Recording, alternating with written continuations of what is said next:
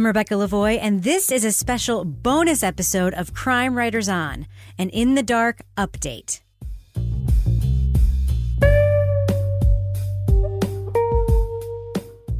On Friday, September 4th, Judge Joey Loper signed off on a motion from the Mississippi Attorney General's office to drop all charges against Curtis Flowers. He had been tried 6 times for the 1996 quadruple murders at Tardy Furniture in Winona, Mississippi. Each proceeding either ended in a mistrial or was overturned for prosecutorial misconduct. The charges were dismissed with prejudice, meaning Flowers cannot be charged a 7th time.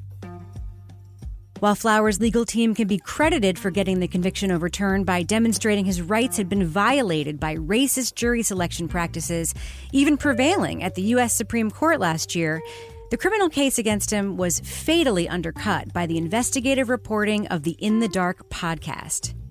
Madeleine Baran and her team at APM Reports found numerous witnesses who either admitted to lying on the stand or saying their witness statements were inaccurate. They cast doubt on the quality of the evidence, the propriety of the investigation, and discovered a credible alternative suspect.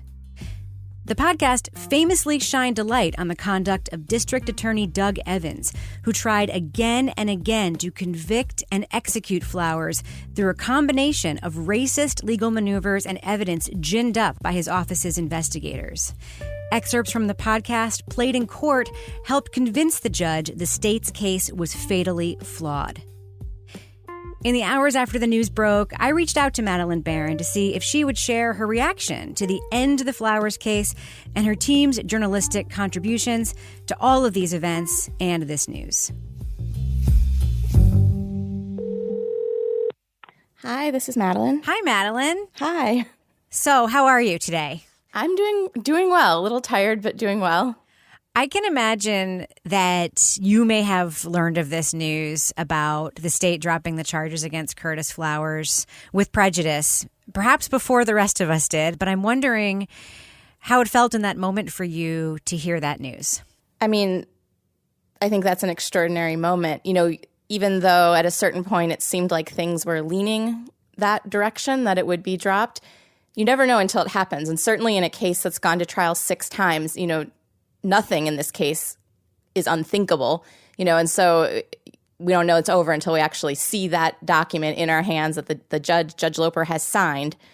Really not until then would I feel confident in saying that this is done. Did you feel, you know, it's difficult, I know, as a journalist when you're telling a story, but you've also played such a pivotal role in advancing a story. And I know that you probably don't want to be like, look what I did. I can't believe I did this. But I mean, part of you has to be feeling like your team, you guys made a difference in this man's life. You didn't just report his story and talk about the injustices around it, but you made a difference. Yeah, I mean, it's so tricky when you're an investigative reporter because you just never know what's going to gain traction and what isn't. And so the best that you can do is just put this information out there and hope it finds an audience, hope that people care about it. And I don't take that for a second for a given because, you know, a lot of times in our reporting when we go into like in-depth stories, I'll go back and read what's been written about a topic in the past and you'll find oftentimes, amazing reporting that's been done in the past, and you're just like so aggravated, like, why has nothing been done about this? And you don't get to choose those moments. It's an extraordinary moment, but, it could have gone another way. Was there a moment in your team's work in the last few years where you all looked at each other and said, this has gone from telling a story to the work we're doing could actually have an impact on this case, on this man's life? Definitely. I mean, I think that from the moment that Odell Hallman told us he lied, there was that feeling. For him telling me he killed some people, hell no, he ain't never told me that. That was a lie. I don't know nothing about this shit. It was all make-believe. Everything was all make-believe on my part. And with that, the DA Doug Evans, star witness, had reversed himself on a contraband cell phone from inside Parchman Prison. All that shit was just a fantasy. All of it was just a fantasy, that's all. A bunch of fantasies, a bunch of lies. But then again, we know a lot about the criminal justice system to know, as do you and your listeners, nothing is a given. You could have all the evidence in a case fall apart. In some cases, we're familiar with, not Curtis's, but there's DNA linking someone else to the crime, and yet someone's still in prison for it. And so our team is really not guided by an outcome, which might sound kind of crazy, but we're really not. When we're in the field, the thing that's motivating us is to get to the bottom of something, to figure out what's actually happening. And I think if we were motivated by trying to get to a certain outcome, then our work would look a lot different. And I don't think it would really be that sustainable or wise even, to go about it that way. But, for me, I think the moment that this really hit for me was after the bail hearing last year. And not in the moment when Curtis was out, but later that night when it was all done and Natalie and I were done working, Natalie Jablonski, producer, and we had left the Flowers house and we just had this little moment to reflect on what had just happened. That to me is the moment that stands out. So when you're talking about, reporting toward an outcome, you're talking about the difference between activism and journalism, right? And you guys are very squarely in the camp of journalism on this story. I mean, we hear you talking to the defense in this latest episode and other episodes. We know that the defense used some of your work in court, including some of your data journalism in front of the Supreme Court. But you guys are squarely in the box of journalists in this story, right? You're not actively participating in the defense, working with defense. Can you just talk about that a little bit? Yeah, for sure. So that is absolutely true. We are not on either side. And really, when you think about what we were able to find out in this story, we were benefiting from the fact that we are not on either side. When we were doing the day-to-day work in Winona, when we were knocking on doors and asking people to talk to us, people who had given locked-in statements where they swore an oath to tell the truth, and we could knock on the door and say, listen, we are not with either side. We don't need the facts to line up a certain way. We're not going to be able to subpoena you if we think you're lying to us. Nothing, and also it can go any way for us, and we're okay with that. And so I think that that's such a valuable feature of reporting. And, it's easy at this point to say, all that's sort of a foregone conclusion, that all these people would come forward and say what they said, but it really is not the case. And I think the people who trusted us did that because they knew that no matter what they told us, if the facts lined up a certain way, if that was the truth, that we would report it. And I think that's a tremendous asset. And that's not to downplay, the work of prosecutors or defense attorneys. It's just that journalists are in a different role. And sometimes I think in these cases, that role is actually really helpful strategically. It makes people feel better. I mean, especially, in the Flowers case, there were so many people who'd felt really harassed, frankly, by both sides, getting, people constantly trying to get them to talk about their testimony and feeling pressured. And so I think that the progress we were able to make with people came from not being on a side, and same thing with reporting on Doug Evans. When we did the jury analysis of which found this pattern of his office striking Black people from the jury at really disproportionate rates compared to white people across all these trials, we didn't need that outcome to go a certain way. We didn't know what the outcome would be, but we do the data analysis and then we see the fact and we report it. After 3 months of data entry and analysis, and many months of Parker gathering all the raw materials, Will was finally ready to tell me what he'd found out about what Doug Evans and his office had been doing in jury selection in all those trials. So, just the top-level finding is from 1992 through 2017, over these 225 trials, covering a large number of crimes, there exists a very large disparity between the way that prosecutors exercise strikes against Black and white jurors. Do you think that the length of time you've spent on this story has also helped you with source building and the trust that you've received and the truths that these people have told you after, you've been so dogged, knocking on doors, living in Mississippi? You embedded yourself in this story in so many ways. Yeah, I think that we're just so lucky to be able to live in Mississippi because I don't see how we would have ever done this story without putting in serious time in Winona and in the surrounding towns, because we really did, we lived this story for so long, and people saw us and they got to know us, and they, maybe got to know us first as the people who are hanging out with the parents whose kids are cheerleaders at the Winona Tigers football game, or, somebody who's being invited to church. And just seeing us and getting comfortable with us that way and then agreeing to talk to us. And then other people, it really just took a long time for them to feel comfortable. I mean, I think about Clemmy Fleming, who was really the last important witness who hadn't talked to us in any depth. I mean, she talked to us briefly when the podcast first came out. And it wasn't until, after that, the original episodes came out that she felt comfortable really telling us that what had really happened and her story about how her testimony was not correct about seeing Curtis. Clemmy says the investigators wanted her to say that she'd seen Curtis on one specific day, July 16th, 1996, the day of the Tardy murders. The whole time, I've been telling them, I don't remember the day. I always did try to tell them, I don't remember what day. I was kind of confused or what day. It was I don't know. But it sounds like you did say that to the investigators from the start, that you didn't know the day. I tried to tell him, but he wasn't listening. He wasn't hearing that. What was he hearing? What do you want to hear? And so I think some people just take longer. And, this is something that I think a lot about, which is, as journalists, we sometimes ask people to do this really pathological thing. We show up at their door and we're like, here's a business card. You should trust me. Tell me everything about your life. And you should do that because I'm a reporter and I work for a reputable news organization. It's some people are going to do that, but I also totally respect the person who's no way. I have healthier boundaries than that, Yeah. I'm not talking to strangers, regardless of who you are. I will talk to my friend about this and not to you. And so I think that, sometimes if we're, as reporters, we just are belligerent and are well, how dare she not talk to me? And I'm just going to keep showing up until she talks. We just sort of ignore the actual healthy dynamics that are taking place. And sometimes you just need to give people time. And just like you would, asking anybody to open up to you and be reasonable, give people space, allow people to have the time to hear about actually positive experiences that other people have had who've talked to us. And that word can get around. And then the person maybe changes their mind.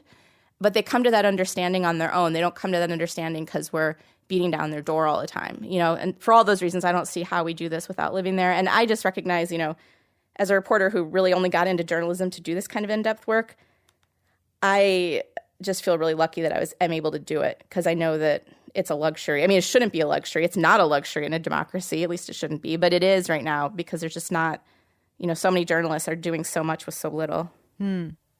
Now, it was the Attorney General of Mississippi who filed this motion to drop the charges, which, led to the case basically being over.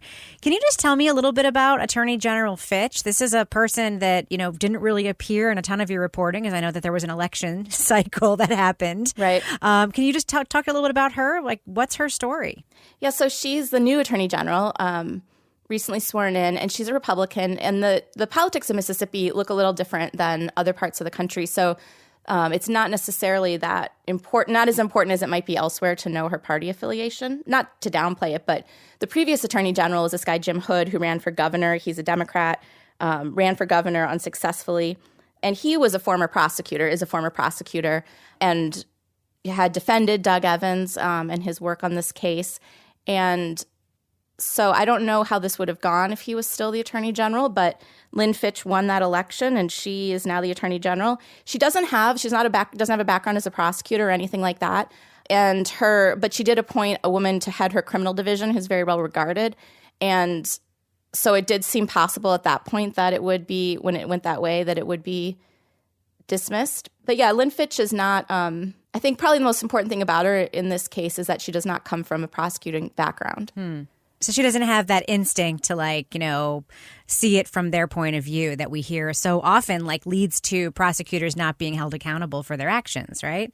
Yeah, and also, I mean, in any place, it's state the size of Mississippi, it's very possible that a prosecutor would actually know the other prosecutor and even be friends with the other prosecutor, and that could complicate things. And so that's just not what was happening in this case. You make it clear in the episode that you released right after the news broke that the charges were dropped with prejudice. So this case is over. They can't prosecute Curtis again for this crime. So he, at this point, doesn't have a record, right? For this crime, he's not a convicted felon. I mean, it's like it never happened, although 23 years have passed. Obviously, it did happen. But for him and his legal status right now, it's like it didn't happen, right? Correct. Right. Exactly. So do you have any sense of what he's thinking about doing next? Has he talked to you at all about that? Or is he, still kind of reacting to this news? We haven't had a chance to sit down with him and talk in depth since this happened. And so I don't know the answer to that question. I mean, I think that, if you think about how his life has been, it's really bizarre to imagine getting out of jail in December, being under house arrest, then having a global pandemic hit, where basically we're all under some version of house arrest.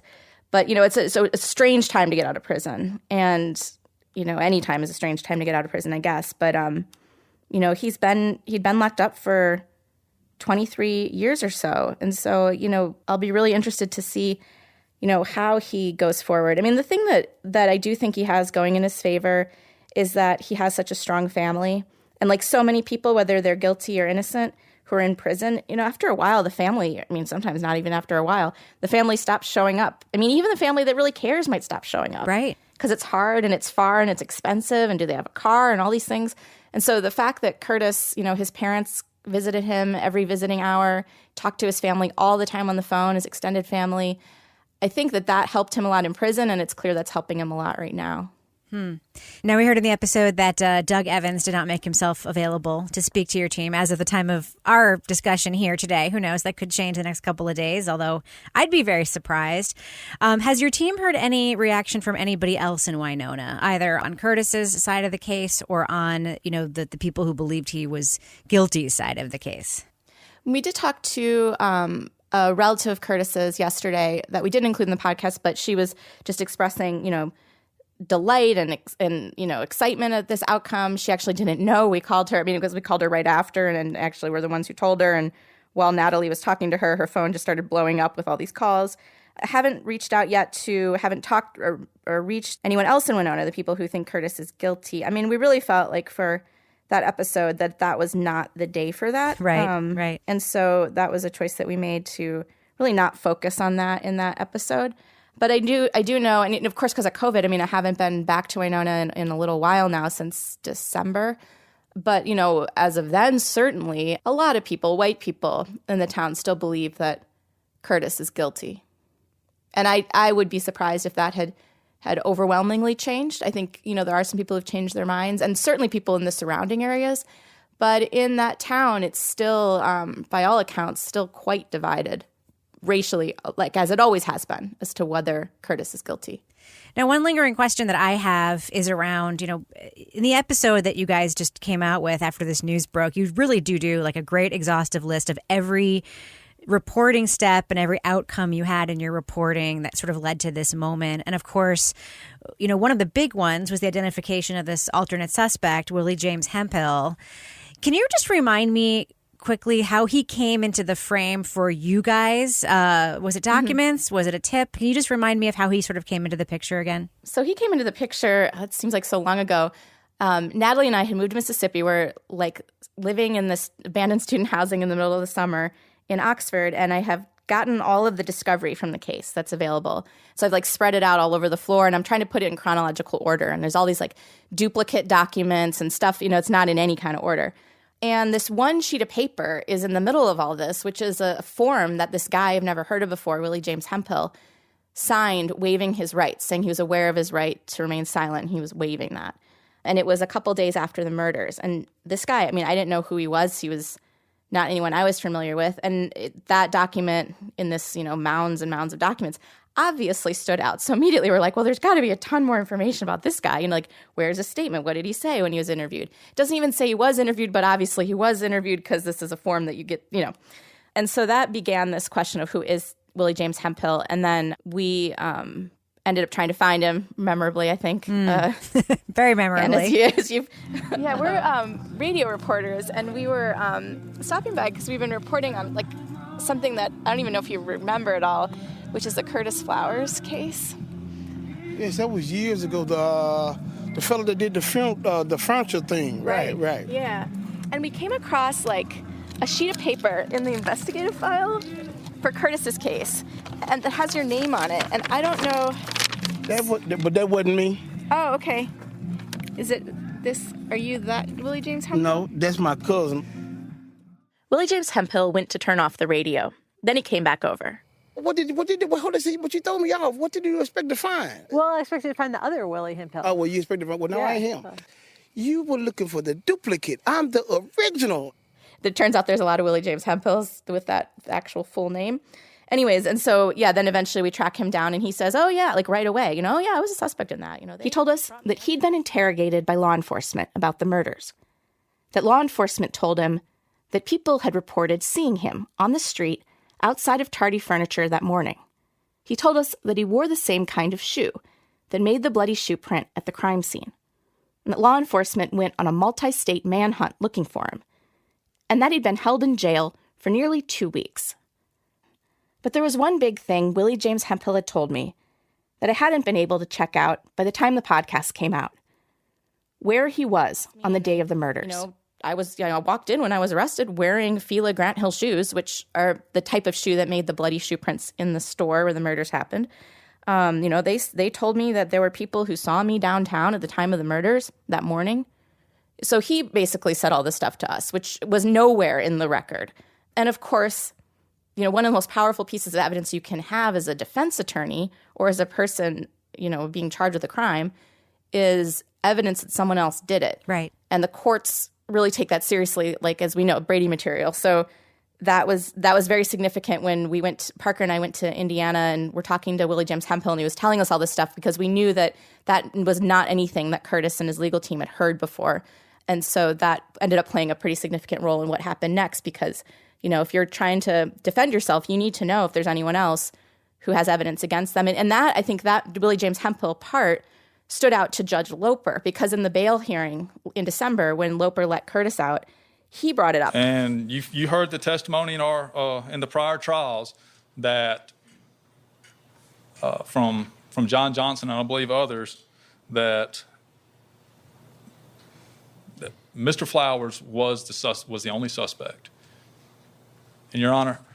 Well, I've heard that, but yet after the fact, now I'm hearing that somebody else was picked up and held for a number of days that was in fact a suspect. So how does the state reconcile that? Your Honor, all I can say is that he gave an alibi.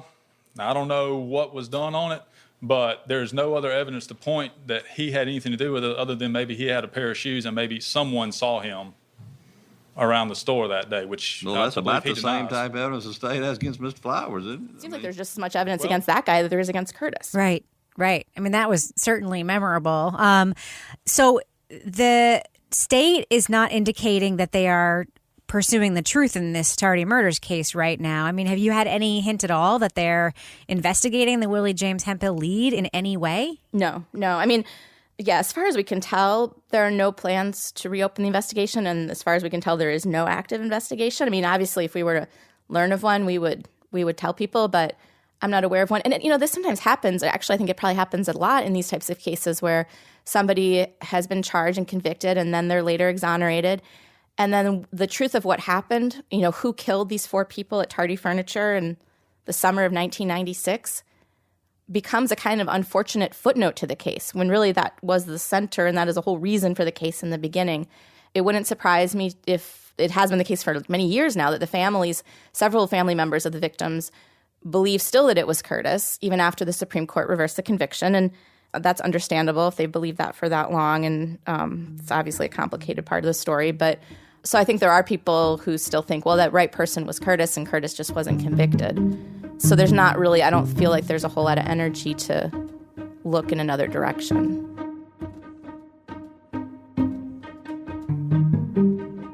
More of my conversation with Madeleine Baran in just a moment. Do you ever meet someone who seems kind of off? Whether it's a creepy neighbor or a random phone number that keeps calling you, Truthfinder has you covered. You can search for people by name, address, phone number, email, and more. Truthfinder can be especially helpful for running confidential background checks on anyone you're planning to meet from online dating apps. Go to truthfinder.com/podcasts for a special offer. That's truthfinder.com/podcasts to access your special offer today. the friendship is sharing deal. Because I want one of your McNuggets. And I need some of your Quarter Pounder. There's a deal for everyone at McDonald's. Get one favorite like 10-piece chicken McNuggets, a Quarter Pounder, or a Big Mac, and get another for just $1. Price and participation may vary. Valid for item of equal or lesser value.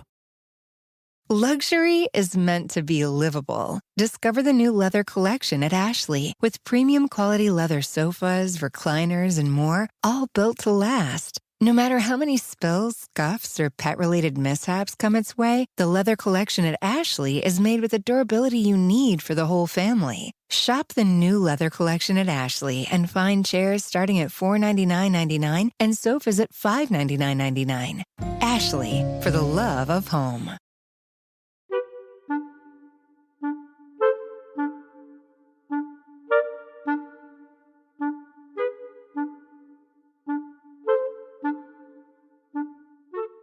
I'm going to ask you something that I'm only asking because I work on a team of journalists, and I know that you are, the face and voice of this story in so many ways, but I know that so many people did the reporting with you, helped you work on it. Can you just talk about your team a little bit? Who's on the team? Yes. What roles they played, and just give them a little bit of the shout out I know you probably want to give them. Oh my God, yes. My favorite question. Yes, oh my gosh. So our team, as I hope you people get a sense of in the podcast because it's so important to us. This is really a team effort. I've never worked on a team this solid before, and I feel like I've had a privilege of working on a lot of really great teams. But so Samara Freemark is the co-creator of In the Dark and the managing producer. Yes, I am. I'm Madeleine. This is Samara. Nice to meet you. She and I are the lead writers on all the episodes that you hear, and she's responsible for the sound of the show and all the production. And yeah, she and I, we're really working so closely together every single day. Then there is Natalie Jablonski, who's a producer for In the Dark, who I worked with the most closely in the field reporting season 2.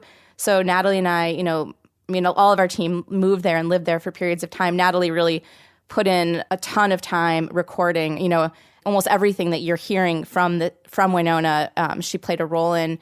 And so she was the one I would go and knock on doors with. And, the role of a producer is, both reporter and producer. And, these were just also, I feel like she recorded so much too, which might sound like a small thing. But when you're out in the field every day recording everything like we did, we recorded ourselves debriefing after interviews in the car driving. Alaska. His sister lives 2 blocks from him. His sister does not live in Alaska. It's just a lot of work. And then on top of that, to be asking great questions in interviews and helping guide the reporting in that way, I think having to do both of those things is a challenge, and she excelled at it. And then Parker Yesko, who you hear, not just our scanner-in-chief of all the documents, but just a really sharp reporter and really helped out, especially in the last few years with a lot of the reporting when we went back to Winona. But really her relentlessness and her just really good critical analysis has been so important. You didn't answer my question before. And I'm not going to answer it. Did you commit the murders at Tardy Furniture? No. Were you on Front Street that day? No. Where were you? I was in your pussy. Record that. Say that. Tell that. Got that on tape. Cool. Quit talking to me. I do not want to talk to you. She's a true reporter in every sense of the word. She's dogged. She's reasonable, she's smart, and she's just really great to work with. And then Raymond Tungakar, who's our associate producer, who has such a variety of skills. He's so great at making decisions in a mix. And, a lot of the the montages that you'll hear, he plays a lead role in.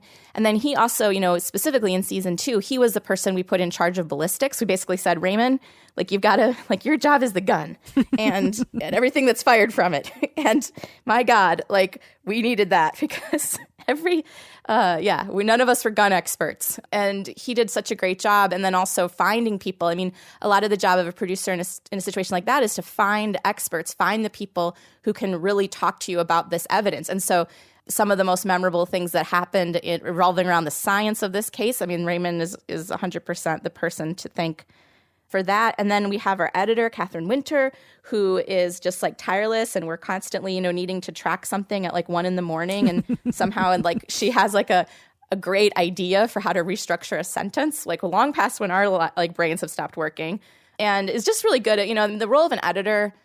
For people who are journalists, of course, they know it. And if you're not, I'm sure you can get a great sense of it too. But there really is this like diplomatic thing where, the editor sometimes knows that she's right, but the diplomacy comes in convincing you or letting you realize it. Right. And she has like the right touch. And she knows when we can have a disagreement and maybe she lets us win one, but also we don't really view it that way. I mean, the story needs to win out. And so she's just really great to work with for that reason. And then our web team too. I mean, Andy Cruz and Dave Mann, who, for us, it's so important. I mean, with this news, for example, that broke yesterday, it's like so important to us to have a story out that provides all the context. And so they're great with making sure that we're showing all of our work online as well. And then, although Will Kraft, our data reporter, wasn't part of the reporting yesterday, he was such a big part of the reporting for season 2. So for basically the last 3 months, I've just been going through court documents with the help of an amazing number of people from the team, reading through these court records. Analyzing Doug Evans' jury strikes and doing it with an enthusiasm. I mean, I think of Will's job as in some ways, he doesn't get to experience, all of like the fun of meeting people. And I mean, he did a little bit in the field, but mostly we have him in front of like spreadsheets, and that's his natural environment and he's happy with it. But I mean, I'm just glad that he's just so joyous about it too. And I think that comes across when we talk to him in the episodes, that he's so excited to share this data. And that data ended up being so important. I mean, especially to the Supreme Court and their review of the case, the data that showed the disproportionate striking of Black people from the juries. And let me think, that's so many people. But like you can get the sense of, and I haven't actually I haven't named people who've worked on the show for like shorter periods of time helping us out here and there. But it really is, I mean, it's all of us working together and then, constantly discussing like, what are we missing? What are the reporting threads we haven't gone down? What if we ask this question differently? And so we're also benefiting a lot from each other, having all these different perspectives, if that makes sense. Yeah. I never feel like I need to like motivate our team to work, ever. Right. I only worry about the opposite, like, are we working too much? It continues to be great to work with all of them. And you're all, I mean, just personally speaking, so nice and like lovely and fun. I don't know. To me, it seems like a dream team. It makes me wonder. I'm sure you get this question all the time, but you have more reporting on this story to do. You're going to be talking to Curtis. I'm sure you're going to be doing some follow up, but are you working on something else? Can we expect another big project from the In the Dark team? You can expect that, Rebecca. Thankfully, yes. No, we're done. We're done. We're just see you later / never. No, we are. We're working on season 3 of In the Dark, and totally different story. And I can't say anything more about it than that. But every time we're looking at stories, we have sort of the same principles of what we're looking for. So we're looking for a story that's compelling on an individual level, and important stakes on that, small stakes of the people in that story, but also really important in a larger way. And so I think that's the case for season 3 for sure. Madeleine, I have to ask you, I know you've been a reporter for quite a while, and I'm sure you've got a lot of years of reporting left in you. Do you think you'll ever have another story like the Curtis Flowers story again in your career? I don't know. I mean, like exactly like this? No. But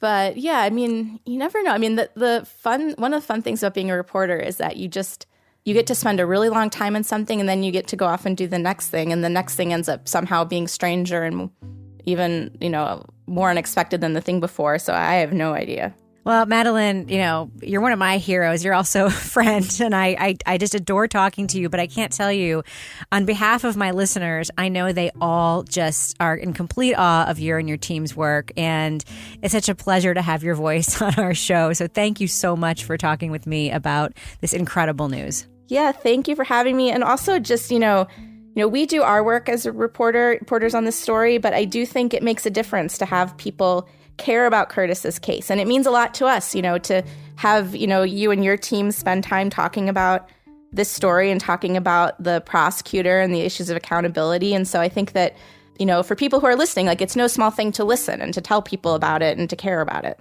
It's no small thing at all.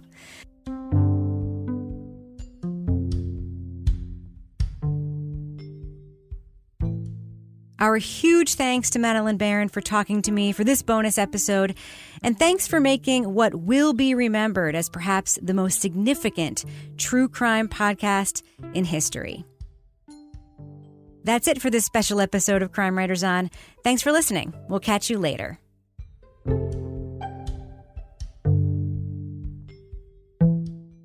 Thank you so much for doing it. I can't tell you. I'm sure you're getting inundated with requests, and I really appreciate it. No, you would be the first people I would want to talk to anyway. Oh. So. Oh. I taped that. The New York Times. FYI, I taped that. Okay. I taped her saying that. New promo. All right. Thank you so much, Madeleine.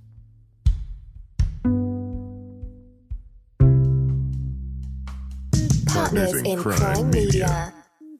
Luxury is meant to be livable. Discover the new leather collection at Ashley with premium quality leather sofas, recliners, and more, all built to last. No matter how many spills, scuffs, or pet-related mishaps come its way, the leather collection at Ashley is made with the durability you need for the whole family. Shop the new leather collection at Ashley and find chairs starting at $499.99 and sofas at $599.99. Ashley, for the love of home.